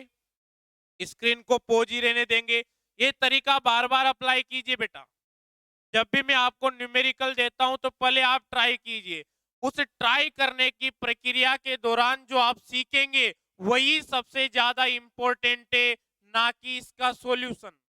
क्योंकि आपको पता लगेगा कि आपने कौन सी गलती की है जिसकी वजह से आपका आंसर नहीं आया, और आपने ऐसी गलती क्यों की, उस वाई का पता लगेगा, आपको क्यों का पता लगेगा। तो हमेशा क्वेश्चन आए ना आए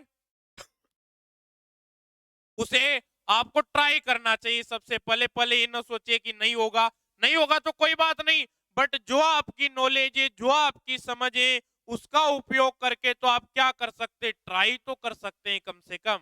होना ना होना बाद की बातें। हो सकता है आप कोई कॉन्सेप्ट अप्लाई करें, क्वेश्चन सोल्व हो जाए, और नहीं होगा तो आपको पता लग जाएगा कि इस तरीके से नहीं होगा, किसी दूसरे तरीकों को अप्लाई करेंगे। बाकी मैं तो आपको बताऊंगा इसे फाइनली जिस तरीके से होना है। तो प्रैक्टिस जरूर करें बच्चों। किसी को क्या आता है क्या नहीं आता, मैं बार बार कहता हूं, इस बात से कोई फर्क नहीं पड़ता है। फर्क इस बात से पड़ता है कि आपके एफर्ट कितने सच्चे हैं, कितनी ऑनेस्टी के साथ आप क्या कर रहे हैं, एफर्ट कर रहे हैं। लोग आपके बारे में क्या कहते हैं इस बात पे मत जाइए, आप अपने एफर्ट ईमानदारी से करिए। मैं दावे से कहता हूं बच्चों कि रिजल्ट 101% आएंगे। कोई आपके बारे में क्या कहते हैं इस बात से कोई फर्क नहीं पड़ता। आप ईमानदारी से मेहनत करते जाइए, आपके रिजल्ट 101% आएंगे और अच्छे रिजल्ट आएंगे। इस बात को मैं दावे के साथ कह सकता हूं, ठीक है। तो ये क्वेश्चन है, क्वेश्चन नंबर 29। आइए इसे सोल्व करते हैं बच्चों। तो करें सोल्व, तो करते हैं, कोई दिक्कत नहीं है। u बराबर क्या दिया हुआ है बच्चों, u बराबर आपको दिया हुआ है x plus y plus z. ठीक है, एक बार लिख लेते हैं। v बराबर आपको क्या दिया हुआ है, v बराबर x square plus y square plus z square दिया हुआ है। एक्स स्क्वायर प्लस का वाई स्क्वायर प्लस का जेड स्क्वायर दिया हुआ है। w बराबर आपको क्या दिया हुआ है भैया, y z plus z x plus x y. तो आपको क्या दिया, वाई जेड प्लस का जेड एक्स प्लस का एक्स वाई दिया हुआ है। कोई दिक्कत नहीं है। आपको क्या कैलकुलेट करना है, आपको कैलकुलेशन करनी है grade u, grade u, grade v और ग्रेड डब्ल्यू। ये क्वेश्चन मैंने इसलिए करवाया है ताकि एक साथ आप 3 बार ग्रेडियंट करना सीख जाएं, जिससे आपको ग्रेडियंट कैलकुलेट करने में डर ना लगे। एक ही प्रश्न में अपन ने 3 प्रश्न कर लिए और चौथा प्रश्न क्या कर लिया, स्केलर ट्रिपल प्रोडक्ट का कर लिया। तो 4 बार आपने 4 क्वेश्चन करते उसके बजाय एक ही क्वेश्चन से अपन सीख रहे हैं, तो बहुत अच्छी बात है। बेसिक सा प्रश्न, ऐसा कोई इसमें बड़ा कोई कॉन्सेप्ट नहीं लगने वाला है, बट अपन इसका पहला क्वेश्चन करने जा रहे हैं। कम से कम अपन अपने को कैलकुलेट करना आना चाहिए, ठीक है। तो आइए कैलकुलेट करते। सबसे पहले क्या कैलकुलेट करते हैं बच्चों, ग्रेडियंट ऑफ यू मतलब डेल यू की वैल्यू कैलकुलेट करते हैं। डेल यू बराबर क्या होगा, i cap del u upon del x plus का जे cap del u upon del Y plus का के cap del u upon del z होगा। और u बराबर बेटा आपने क्या लिखा है, x plus y plus z लिखा है। क्या लिखा है, x plus y plus z लिखा है। दैट मीन्स डेल u बराबर आप कितना लिखेंगे, आई केप लिखेंगे आप। पहला प्रश्न प्रॉपर बता रहा हूं, यहाँ पे आपने वैल्यू लिख दी x plus y plus z की। बाकी प्रश्नों में अपन डायरेक्ट कर सकेंगे। पहला प्रश्न है तो मेरी भी जिम्मेवारी बनती है कि मैं प्रॉपर मेथड से ही आपको सोल्व कराऊं। बच्चों हमेशा याद रखें, जब भी आप पहला प्रश्न करें प्रॉपर मेथड के साथ सोल्व करें। जो आप शॉर्टकट यूज करते हैं उसको एग्जाम में यूज करें, बट 2-3 क्वेश्चन किसी भी टॉपिक से आप पढ़ते हैं तो प्रॉपर मेथड से सोल्व करने की आदत बनाइए। इससे क्या होता है, कॉन्सेप्ट का आपका 2-3 बार रिवीजन हो जाता है। तो ये जरूर रखिए प्रॉपर मेथड से सोल्व करें पहले दूसरे क्वेश्चन, फिर बाद में आप ट्रिक यूज कर सकते हैं जब आप एक्सपर्ट हो जाए। क्योंकि जब आप किसी भी कॉन्सेप्ट को अप्लाई करने में एक्सपर्ट हो जाते हैं तो एरर की संभावना क्या हो जाती है, मिनिमम हो जाती है। आप पहले ही क्वेश्चन में जल्दबाजी करेंगे तो एरर की संभावना क्या होगी, और ज्यादा बढ़ेगी, ठीक है। तो ये सीखने का तरीका होता है, this is the process of learning, ठीक है। फिर आपने क्या लिखा, के केप लिखा, डेल अपॉन डेल जेड लिखा, एक्स प्लस वाई प्लस आपने जेड लिखा, ठीक है। इसमें सर हमें कोई दिक्कत नहीं है बेटा। जब आप यहाँ पे डेल यू का मान रखेंगे, यहाँ पे एक्स भी है, वाई भी है, जेड भी है, ये क्या है, पार्शियल डेरिवेटिव हैं। पार्शियल डेरिवेटिव की एक प्रॉपर्टी होती है, ये जिसके रेस्पेक्ट में किया जाता है केवल उसी वेरिएबल का क्या करता है, डेरिवेटिव करता है, बाकी को कांस्टेंट की तरह ट्रीट करता है। क्या करता है, बाकी को कांस्टेंट की तरह ट्रीट करता है। अब यहाँ पे एक्स का डेरिवेटिव कितना होगा, 1 होगा, बाकी वाई और इसके लिए क्या होंगे, कांस्टेंट होंगे। और कांस्टेंट का जो डेरिवेटिव होता है बच्चों क्या होता है, सर हम जानते हैं 0 होता है। तो आइए देखते हैं बच्चों, यहाँ पे कितना आ गया, आई केप आ गया, यहाँ पे कितना आ गया, जे केप आ गया, और यहाँ पे कितना आ गया, के केप आ गया। ये आपकी क्या आ गई, समीकरण नंबर 1 आ गई। अब अपन स्पीड से चलेंगे। ये आपका डेल वी का वैल्यू कैलकुलेट करना है, तो आपको क्या कैलकुलेट करना है, आई केप, यहाँ पे del v upon del x लिखा जाएगा बच्चों। वी की वैल्यू कितनी, x square plus y square plus z square, यहाँ पे कितना लिखेंगे, 2x लिखेंगे। क्या लिखेंगे, 2x लिखेंगे प्लस जे केप, यहाँ पे डेल अपॉन डेल वाई लिखेंगे। क्या लिखेंगे बच्चों, डेल अपॉन डेल वाई लिखेंगे। और v की वैल्यू क्या है, x square plus y square plus z square. X square और जेड स्क्वायर किसकी तरह ट्रीट करेंगे, कांस्टेंट की तरह बिहेव करेंगे। और वाई स्क्वायर का अगर आप डेरिवेटिव करेंगे तो कितना आएगा भैया, 2y आएगा। सिमिलरली जब आप के केप लिखेंगे, यहाँ पे कितना आएगा, 2z आएगा। आपने क्या कर लिया, डेल वी की वैल्यू कैलकुलेट कर ली, नो प्रॉब्लम। आपको किसकी वैल्यू कैलकुलेट करनी है बच्चों, आइए देखते हैं। अब आपको कैलकुलेट करनी है डेल डब्ल्यू की वैल्यू। यहाँ पे क्या है, आई केप, इसको थोड़ा ध्यान से कीजिएगा, यहाँ पे गलती होने की संभावना है। डेल अपॉन डेल एक्स, तो हम भी पूरा ही लिखते हैं आप लोगों के लिए। क्या लिखा हुआ है, सबसे पहले वाई जेड प्लस का जेड एक्स प्लस का एक्स वाई, इस प्रकार से लिखा हुआ है। जहां पे लगे आपको कि गलती हो सकती है, वहां पे सतर्कता जरूर बरतें, ठीक है। हवाई में ना रहे, अदरवाइज क्वेश्चन आप ही का गलत होगा, किसी और का गलत नहीं होगा। आप ही 2-5 नंबर कम होने पे 100-200-500 रैंक पीछे चले जाएंगे। जेड एक्स प्लस का एक्स वाई, ठीक है बच्चों, इस प्रकार से आपने लिखा। यहाँ पे आई के, अब आपका x के रेस्पेक्ट में पार्शियल डेरिवेटिव करना है। यहाँ पे x नहीं है, 0 हो गया। यहाँ पे x है तो कितना आ गया, z आ गया भैया। यहाँ पे x है तो z प्लस कितना आ गया, y आ गया। प्लस की बात करते हैं जे केप की, यहाँ पे y है, z कांस्टेंट की तरह बिहेव करेगा, कांस्टेंट को बाहर निकाल देंगे, z आएगा, y का y के रेस्पेक्ट में 1 हो जाएगा। यहाँ पे z है, यहाँ पे x है, 0 हो जाएगा। यहाँ पे x है, यहाँ पे y है, y का y के रेस्पेक्ट में कितना हो गया, y का y के रेस्पेक्ट में 1 हो गया। सर अभी तो बताया था आपने, ठीक है। प्लस आपने क्या लिख दिया, के केप लिख दिया। यहाँ पे z है तो y आ रहा है, यहाँ पे z है तो x आ रहा है। इस प्रकार से आपने किसकी वैल्यू लिख दी, डेल डब्ल्यू की वैल्यू लिख दी। प्रश्न में क्या पूछा गया है आपसे, एक बार क्वेश्चन देख लीजिए। देन कैलकुलेट द ग्रेडियंट की आपको क्या कैलकुलेट करनी है, वैल्यू कैलकुलेट करनी है बच्चों, ठीक है। तो जो स्केलर ट्रिपल प्रोडक्ट होता है, स्केलर ट्रिपल प्रोडक्ट जो होता है बच्चों, वो क्या कैसे लिखा जाता है, आपको मैंने डिटर्मिनेंट फॉर्म में उसको क्या किया था, लिखना सिखाया था। तो डेल यू की वैल्यू क्या है, आई कैप का कोपिशेंट 1, जे कैप का कोपिशेंट 1, के कैप का कोपिशेंट 1 है, ठीक है। अगर अपन v की बात करें तो डेल वी की बात करें, सॉरी डेल वी की बात करें तो आई कैप का कोपिशेंट कितना है, 2x है। जे कैप का कोपिशेंट कितना है, 2y है। के कैप के कोपिशेंट कितना है, 2z है। सर इसमें भी हमें कोई दिक्कत नहीं है। बात करते हैं अपन डेल डब्ल्यू की, तो यहाँ पे आई कैप का जो कोपिशेंट है बच्चों क्या है, z प्लस वाई है। क्या है बच्चों, जेड प्लस वाई है। यहाँ पे जे कैप का कोपिशेंट कितना है भाई, जेड प्लस एक्स है। और यहाँ पे अगर अपन बात करते हैं तो के कैप का कोपिशेंट कितना है, वाई प्लस एक्स है। इस प्रकार से आपने स्केलर ट्रिपल प्रोडक्ट की क्या रख दी भैया, वैल्यू रख दी। क्या रख दी, स्केलर ट्रिपल प्रोडक्ट की वैल्यू रख दी।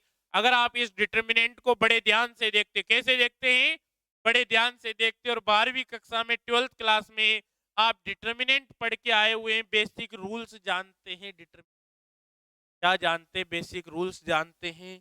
इनके रोज और कॉलम में क्या किए जा सकते हैं, ट्रांसफॉर्मेशन किए जा सकते हैं। क्या किए जा सकते हैं, ट्रांसफॉर्मेशन किए जा सकते हैं। ट्रांसफॉर्मेशन किस तरीके से करेंगे, R2 में चेंज करेंगे।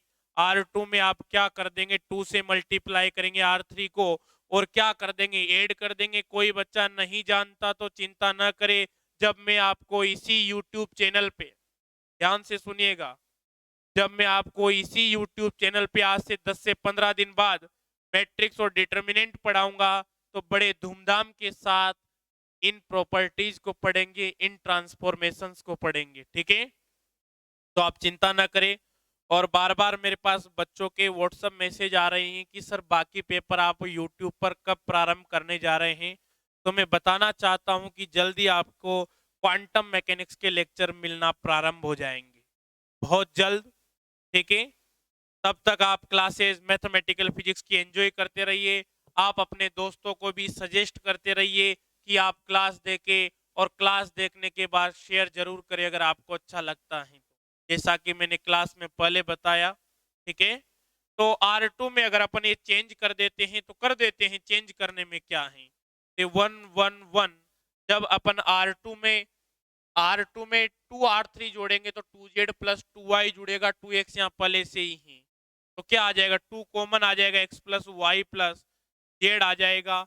यहाँ पे 2Y पहले से, Y ऐसा कैसा बन गया, इतना बुरा Y कैसे बन सकता है, क्यों। 2x प्लस, अब यहाँ पे देखते हैं तो 2y पहले से, इसको 2 से मल्टीप्लाई करेंगे, 2z और 2x और ऐड हो जाएगा। तो यहाँ पे लिख लेते हैं 2x plus y plus z आ जाता है, फिर 2x plus y plus z आ जाता है। ये आपका डिटर्मिनेंट है, ये आपका क्या है भैया, डिटर्मिनेंट है। यहाँ पे क्या आ जाता है, जेड प्लस वाई आ जाता है। यहाँ पे क्या आ जाता है भैया, जेड प्लस एक्स आ जाता है। यहाँ पे क्या आ जाता है, एक्स प्लस वाई आ जाता है। अगर आप इन दोनों रोज को बड़े ध्यान से देखें तो यहाँ ये दोनों रोज एक तरीके से सिमिलर सी दिखाई दे रही है। अगर मैं यहाँ से 2x plus y plus z common ले लूँ तो R1 बराबर क्या हो जाएगा, R2 हो जाएगा। और जब दोनों रो क्या हो, सिमिलर हो, जब दोनों रो कभी भी डिटर्मिनेंट में सिमिलर हो, तो ये मेरे मुख से बातें निकल रही हैं, जो कॉन्सेप्ट निकल रहे हैं इनको याद कर लें। ठीक है, और याद है तो आप तारीफ के काबिल हैं कि आप 12th से अभी तक इनको सजे हुए हैं, याद किए हुए हैं। जितनी आपकी प्रशंसा की जाए उतनी कम है। ठीक है, तो सिमिलर है, जब दो रो किसी भी डिटर्मिनेंट की सिमिलर होती हैं तो उसका वैल्यू क्या होता है, 0 होता है। आपका एक क्वेश्चन कंप्लीट होता है, क्वेश्चन नंबर 29। ठीक है, तो आपका कौन सा ऑप्शन करेक्ट हो जाएगा भैया, आपका यहाँ पे ए ऑप्शन करेक्ट हो जाएगा। कौन सा ऑप्शन करेक्ट हो जाएगा भाई, ए ऑप्शन आपका करेक्ट हो जाएगा। ठीक है, तो आइए बच्चों, आपको लेके चलते हैं वापस सॉल्यूशन पे।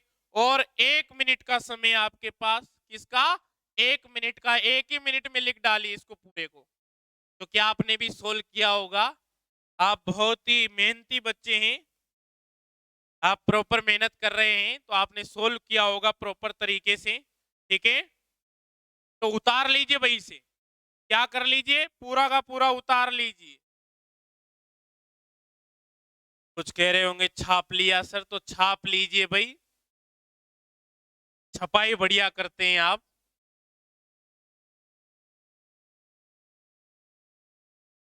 ठीक है बच्चों,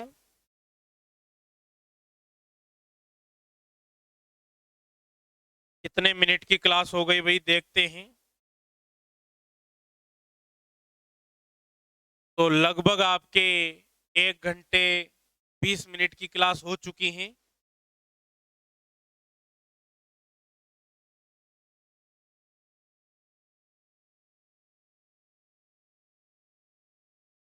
तो 1.5 घंटे की क्लास ही आइडियल क्लास मानी जाती है। तो बाकी इसके क्वेश्चन जो न्यूमेरिकल्स हैं वो कल की क्लास में अपन सोल्व करेंगे, आज यहाँ तक ही पढ़ते हैं। तो बच्चों आप ग्रेडियंट पढ़ के आएंगे। ठीक है, और इसके मैं क्वेश्चंस की स्लाइड आपके सामने प्ले कर देता हूँ, उनकी स्क्रीनशॉट ले लीजिएगा, घर से करके आएंगे आप उनको। कल आते पहले उनको सोल्व करेंगे, फिर आगे के नए टॉपिक की ओर प्रस्थान करेंगे। ठीक है, तो एक बार मैं स्लाइड आपके सामने प्रोजेक्ट कर देता हूँ। चलो कल ही करते हैं, कल ही धूमधाम से करेंगे। तब तक आप क्यूरियोसिटी बनाए रखिएगा और यहाँ तक का पढ़िएगा। ठीक है, राधे राधे भाई।